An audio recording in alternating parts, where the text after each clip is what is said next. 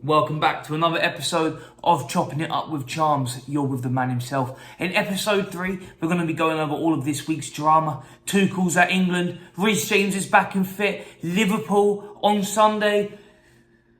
Let's dive straight into it. But before we do, like, sub, all of that. You know the damn drill. I'm just doing my job. I hate the promo. You got to do it. It's one of them, innit? Tuchel. Let's get straight into it. Thomas Tuchel. The last episode I had, a little bit carnivorous. We're just coming off of the back of that 2-1 loss to Greece. Absolutely embarrassing. Lee Carlsley, where's your head at? But we just got an amazing manager in Thomas Tuchel. One of my favourite managers of this modern era. You know, ever since all these new managers start popping up. When I first heard Thomas Tuchel, I was thinking, what? German manager at Chelsea? I don't know. Might work, might not. When he left, why is he gone? Because we lost to Dinamo Zagreb coming off the back of winning the Champions League. He done. Are you insane? Managers are going to have bad results. And he got the snooze. And what's happened since then? Excellent Bayern Munich side. And then straight into England. It's perfect. It's perfect timing. Anyone who's got criticism, you'll just hate him. You'll just hate him. You don't want a German manager to lift the World Cup. Fair enough. I get it. Patriotism. Just shut up. No one cares. No one cares. This man is going to if it was an English manager managing Germany, you lot would be slewing him. You'd be can't stop. We got the good side of this trade, yeah? We're on the good end. We've had nothing negative happen to us, just amenities. World-class tournament football manager, let that be said, tournament football manager, knows how to navigate tournament football, knows how to get into later stages. And my favourite thing about Thomas Tuchel is how he makes adjustments on the fly. And you'll see what I'm saying. It's one thing that Southgate really struggled with, you know, when do I take Harry Kane off, and when do I put Palmer on, and when do I put Watkins on, and when do I make things happen, when do I try and be different? Not the 85th minute, fair enough, a bit later than the 60th, maybe a bit atypical, do it in the latter half, it worked, but it didn't work against Spain. It was way too late when those adjustments started happening, and for a final, there's nothing to look past that game.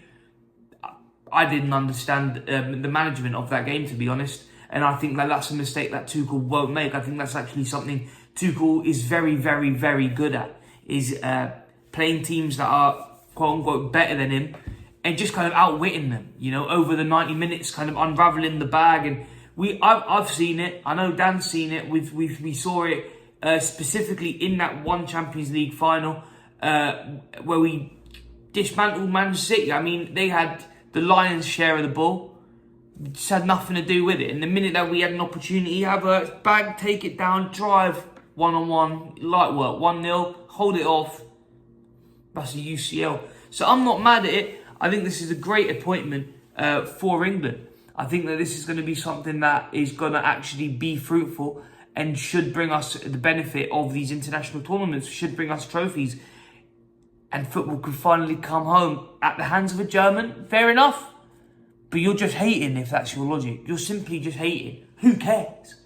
Who cares? When have you ever cared if your club manager was English? When? So don't start now. You want to see England win? You're about to. Just let it happen. Let it bake. You heard? Secondly, Reece James. Now, where do we start with Reece James? I like the geezer. I think that he is a top 3, you know, if not top 5 right back in the world. But it's your fitness levels. He's in and out all the time. I mean, over the last 2 seasons, he's played 35 games of professional football. He hasn't even played a season in the last 2 seasons combined. You know, all the games combined. It's dumbfounding. The reliability, like what we expect from Reece James and how reliable he is for us, is one thing I can appreciate. When he's there, you know. He doesn't need the weaning phase. He's always ready when he's fit. But there's too many when he's fit. So there's too many. We have to wait till he's able. You know, Malo Gusto's done a really good job going into that role, filling in and holding down right back for as long as he has. for as long as he's had to. You know, I mean, Malo Gusto was at no point the plan to be that player for us, but he's been put into that position and he's done it well. But at this point, I'm just trying to look at the benefit of my football club, you know, the club that I care about, the club that I love. And I think we got to sell Reece James. I think we can get 80, 90 million for him. I think that Real Madrid wanted him last year and they're happy to pay the big bucks. They probably don't want him because of the injury problems. It's about keeping him fit. And then if he stays fit until, you know, from now till January, I think along that period of time, I think you look to disembark him. I mean, I think we've filled the position in well. We've got a player that's reliable, maybe not as good technically, maybe not as good going forward, maybe not even as good a defender, well, definitely not as good a defender. But you get him, you know what I mean? You get to watch him play football, whereas with Reece James, it feels like, you know, he comes back, he'll play 2 or 3 games, and you'll get clattered, and you'll go off crying, or you'll get hurt in training, and then he won't show back for another 2 months, and I'm just, this unreliability, this hanging cloud, this grey cloud, it doesn't work for me. In my opinion, it's incredibly frustrating having to wait and rely on players' fitness, which is something that, you know, as a avid MMA fan, I understand that, like, injuries happen and they can be career changing like that, you know what I mean? And in football, it's no different. You know, we've seen it with Michael Owen, we've seen it with a million players that they get injured and then they never come back the same. And you can't say that about Reece James. You know, every time he bounces back, he looks just as impressive. But it's the unreliability of the injuries and how much football we actually miss with Reece James. Does he end up being worth that 70, 80, 90 million pound price tag that he would have associated to him should he play every game of the year?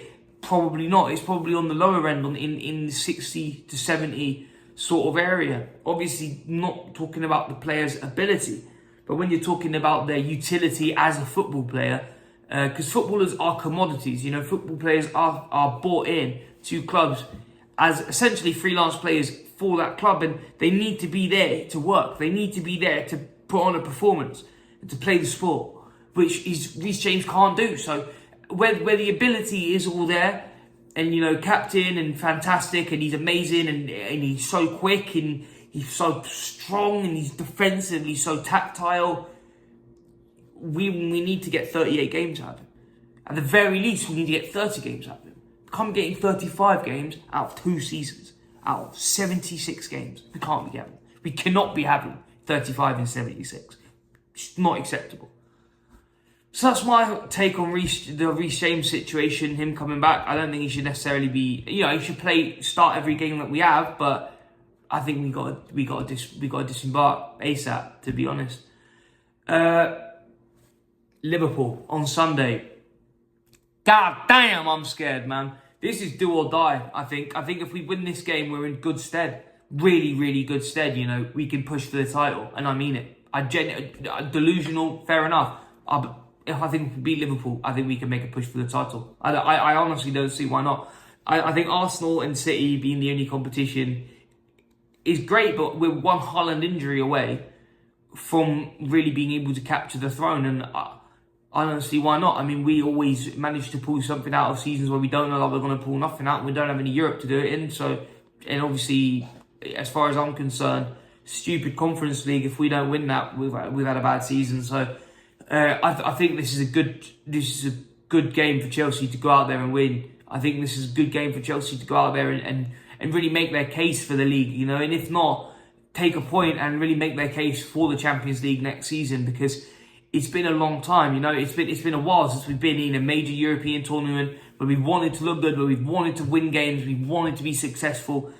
And I'm ready to go back into that style, and I think it's all going to start at Anfield, which is always a very difficult ground to go to, you know. But we look better away than we do at home at the minute, and I just feel like that Liverpool team, they can fall asleep at the wheel a little bit, and when Salah's not really on, who do they have to rely on? I feel like with Liverpool, they kind of have a flavour of the week every week, and we got to find it out, spice the well.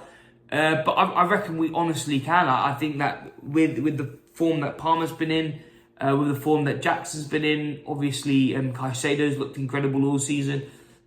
Just dominate the midfield and just try not to concede, because I'm certain we'll bag. I'm certain we'll score 1 or 2 goals. But it's just at the back is where I get confused. I mean, who are we even going to line up out there? Is there anyone strong enough to defend that attacking force that Liverpool have? Probably, but you know, I need to see it in practice, because yeah, the one thing about this Chelsea side at the minute is the defending has just been absolutely atrocious. So going into such a toothy, strong side like Liverpool, particularly at their stadium after a 2-week break, when all the sort of animosity's really built and it's really pent, could get caught on the sly. But no, man, I think that we definitely do have a chance. If I had to put my money on either side, I'd probably put my money on Liverpool. Just all things, you know, all the context included, you probably have to go Liverpool.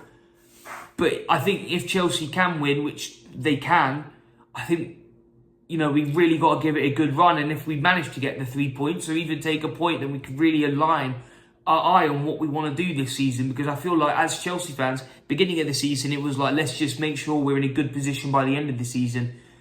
And it's, you know, it's late October. And we're already thinking, let's make a little push here, because what we've been seeing, the players that we've been seeing performing at these levels, and, you know, just the performances all round that I've been seeing this season is making me think, I think we can go a little earlier than we thought. But that's it, man. That's all I wanted to go over this week. Thomas Tuchel, hold your cojones if you think this is a bad thing. Why would you think this is a bad thing? Hold your fucking nuts and watch England win. Watch England win, I promise you. Reece James, I love you, my bro. I really, really love you. But you got to show Chelsea 80 mil for that Batty, bro. You got to turn around and let me, why is she leaving? Drop 80 mil on the floor on your way out. Do you know what I'm saying? And Chelsea, we got to beat Liverpool. Got to beat Liverpool, please. I'm begging we beat Liverpool. I'm fucking begging. I don't want these man to beat verbals again. These man, Darwin Núñez up top, we can't lose. Anyways, peace and love, gang. In a bit. Till next week, till next Friday. Take care of yourself. God bless. And as always, stay cool. Don't forget to like, subscribe, all of that. Peace be with you. God bless, yeah? In a bit.